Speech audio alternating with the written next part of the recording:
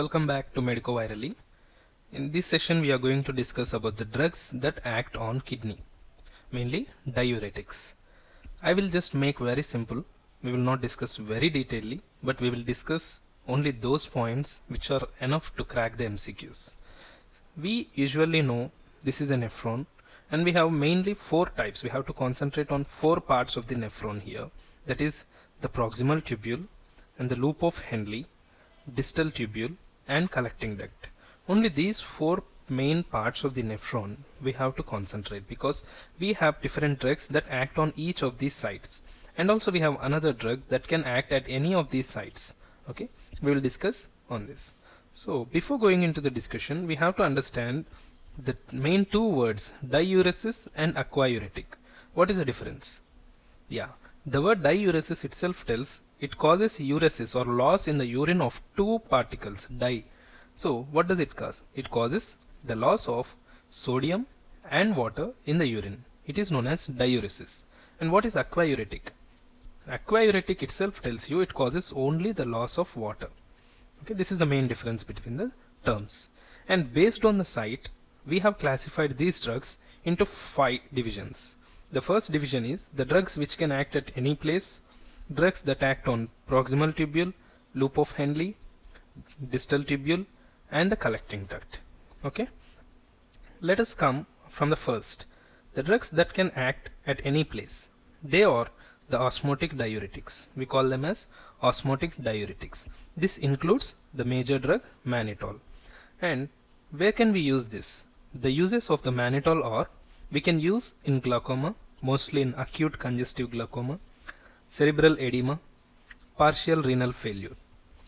And where we cannot use the mannitol, we should not use the mannitol in cerebral hemorrhage, acute renal failure and pulmonary edema. You might ask me a question like, you have written here the partial renal failure and acute renal failure. What is the difference between them? Yes, partial renal failure is not a complete renal failure.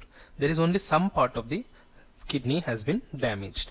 But in the acute renal failure, it is a complete one, but it is in acute phase, not a chronic phase. So that is the main difference between the terms. And why mannitol is contraindicated, especially in cerebral hemorrhage, we have to understand the mechanism of the mannitol. Only then we can know why it is contraindicated. So let us see here. Suppose this yellow part of is a neuron. Okay, and these green cells, these are the cells present in the neuron. And the dots here, it is the fluid inside the neuron. Suppose the red one, this is the blood vessel which is flowing through this path, and normally when 100 ml is going, it must come 100 ml. So if the input is 100 ml, output must also be 100 ml, right? But in situations like, for example, if inside this yellow part or if inside the neuron there is more accumulation of the fluid, that is edema. So for example, there is 20 ml extra than normal. Then what happens? If 100 ml is passing, even now if 100 ml is coming, there is an increased pressure inside this neuron. Due to this, the nerve cells will be rubbed to each other and it causes some pain at some other locations. So in these conditions, if you want to decrease this fluid and if you want to decrease the pressure on the neurons, then we usually prescribe the mannitol. So what mannitol does? Mannitol drags this fluid into the blood vessel. It drags the fluid into the blood vessel, and this 20 ml along with the 100 ml normal blood flow, totally it accounts about 120 ml when we give mannitol. But when we don't give the mannitol, we usually got only 100 ml, right? So this is the action of mannitol. So it has an osmotic effect. So it drags the extra fluid that is present along the side of the pathway. But why it is contraindicated in this cerebral hemorrhage? Because, for example, if you can observe, I have just left a space here. That is, the blood flows into this neuron, and when this is flowing, and when now if you prescribe mannitol in these situations, what happens? The more of the blood and more of the fluid which is dragged from this side is also pulled or pushed into this side. That means one side there is more accumulation of the fluid. So in cerebral hemorrhage, if you prescribe the mannitol, it leads to the increase in pressure, but not a decrease in pressure, which actually mannitol must not do. Okay, so this is the main difference you have to understand. Hope it is clear.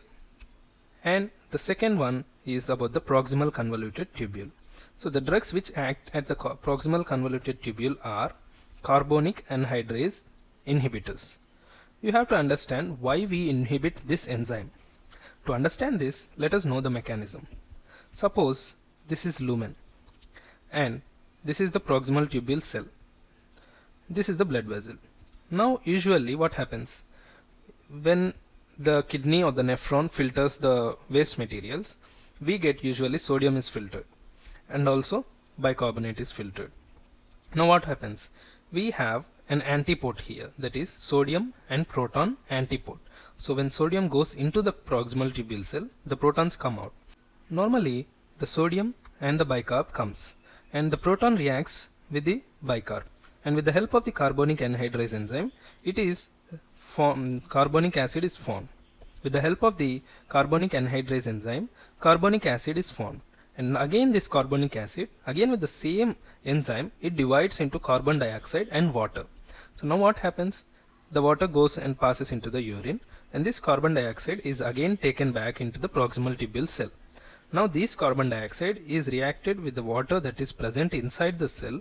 With the help of the carbonic anhydrase enzyme, it forms the carbonic acid, and again it bifurcates into the bicarb and protons. Understand? So there is only the action of one enzyme, that is carbonic anhydrase, is present. If you observe, at 4 sites we have the main enzyme, that is carbonic anhydrase. Now just suppose if you inhibit this enzyme, suppose if you inhibit the carbonic anhydrase enzyme, now if there is no generation of the protons here because we have blocked the enzyme carbonic anhydrase, then there is no output, there is no efflux of the protons. Only the sodium which was filtered through the glomerulus, it passes directly, and the bicarb is also passes directly, and when sodium is passing, water follows. Wherever they both are lovers, like wherever sodium goes, water follows. So in this way, the drugs which act on the proximal convoluted tubule, that is carbonic anhydrase enzyme inhibitors, cause the diuresis. This is the main mechanism. Understand? And where we like to use these drugs? We usually use these drugs at glaucoma. You can remember this with the mnemonic GAME, that is at glaucoma.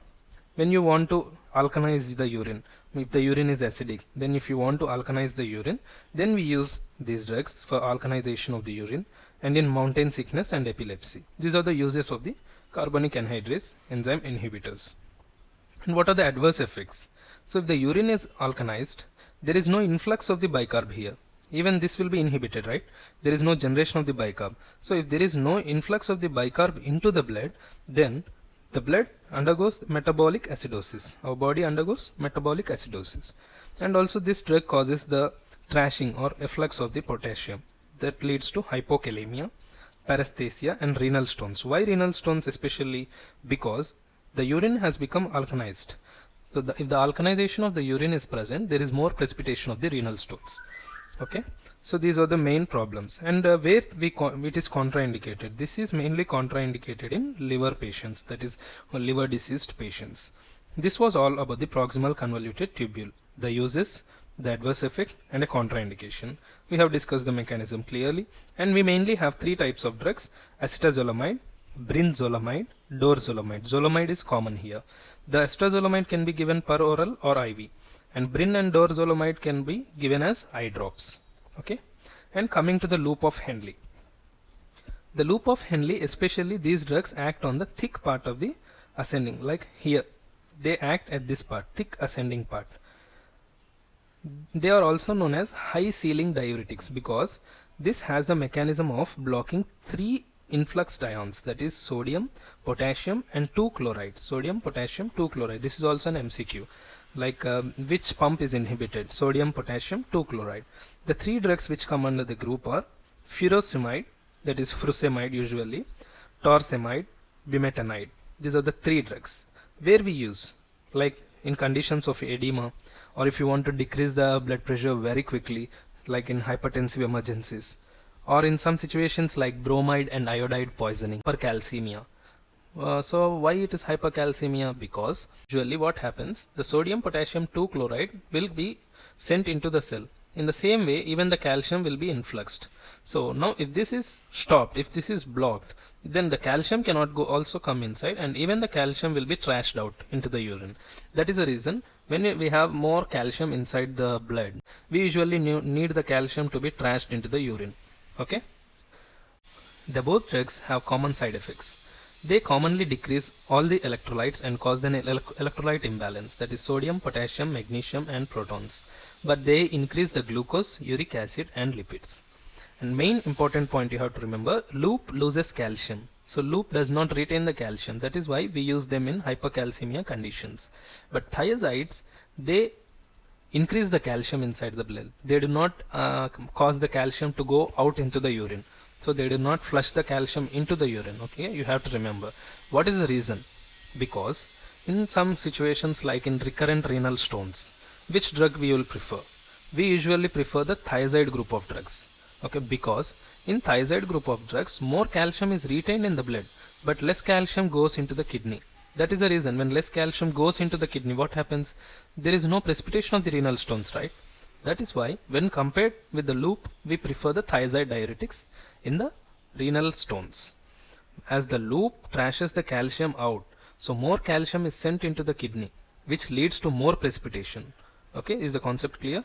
If you have any doubts, please put in the comment section, I will answer you. That was all about the loop of Henle drugs, like high ceiling diuretics, the main inhibition of the pump, the 3 drugs, uses and the common side effects. Okay, about the distal tubule, their group of drugs are thiazides. Here the thiazides will block the sodium and chlorides import.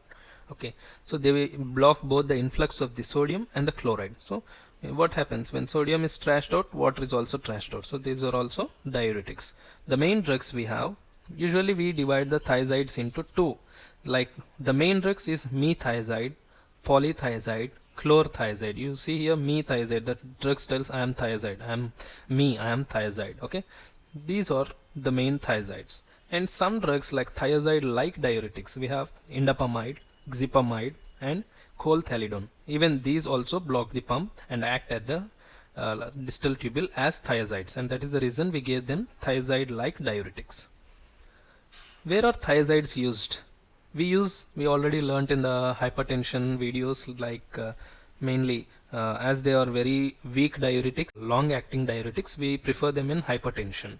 And also in recurrent renal stones, just now I have said you why we use them in recurrent renal stones. And the common like edema, bromide poisoning. Why we use in osteoporosis? Because in osteoporosis, the bone calcium is being trashed out. So we have less calcium. So we want to retain the calcium. That is the reason we use them in the osteoporosis and also diabetes insipidus also. Okay, that was clear about the distal tubule. And regarding the collecting tubule, in the collecting tubule, these drugs mainly are known as potassium sparing because they don't trash out the potassium, they spare the potassium. Okay, they put the potassium into the body, they save it. The main 2 drugs are aldosterone inhibitors and epithelial sodium channel blockers. To understand the exact mechanism, you have to know this is the cell, this is the lumen, this is the distal tubule cell, and we have a receptor on the basolateral side, aldosterone receptor. When aldosterone comes and hit the receptor, this activates 3 channels here.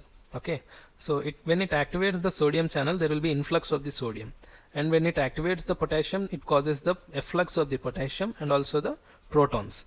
But what happens when sodium comes inside? When we want to retain the water, we drag all of the sodium. But here in diuresis, we want the water to let out. Am I right? We don't want to take the water or save the water. That means we have to block the sodium. So if you want to block the sodium, we have to stop the stimulating factor, that is the aldosterone. So we cannot stop the aldosterone. That's why we block the receptor. So when the receptor is blocked, the aldosterone cannot hit the receptor and there is no stimulating action on this. That leads to the decreased influx of the sodium. Am I right? So when there is no influx into the cell, the sodium moves out. When the sodium moves out, even water also moves out. This is one of the mechanism. And we usually use this type of mechanism in Conn syndrome, in cirrhosis edema and resistant hypertension. We have another mechanism, like we usually block the sodium channel also. Without blocking the aldosterone receptor, we block the sodium channel. So mainly we use this mechanism in congestive heart failure. Understand? So this is the main drugs which we have to remember regarding the diuretics. So a quick recap: the first one, which was acting at any part of the nephron, the osmotic diuretics, and the second drugs, carbonic anhydrase at proximal convoluted tubule, and the loop of Henle diuretics at the thick part of the ascending limb, and thiazides at the distal tubule, and potassium sparing diuretics at collecting tubule. Okay, and a quick look at this. The diuretics are also divided based on the sealing capacity or based on the efficacy. Like high sealing diuretics, which blocks the 3 electrolyte pump, that is the sodium, potassium and 2-chloride, furosemide, bumetanide, torsemide. We have discussed about this. And the medium efficacy, that is thiazide groups, which blocks the sodium and chloride. Mainly we divided into 2 types. One was thiazide like diuretics and other was the exact thiazides. And the weak diuretics were the drugs which were acting proximal convoluted tubule, that is carbonic anhydrase inhibitors, acetazolamide, and potassium sparing diuretics. Just now we read about the aldosterone antagonist and epithelial sodium channel blockers. And the last one was osmotic diuretics, mannitol, glycerol, etc. This is the overview of all the diuretics. Hope you have liked the video. So please kindly do share to your friends, and please don't forget to subscribe and ring the bell icon to get the instant upload notifications of all the videos. Thank you very much for watching. Good luck.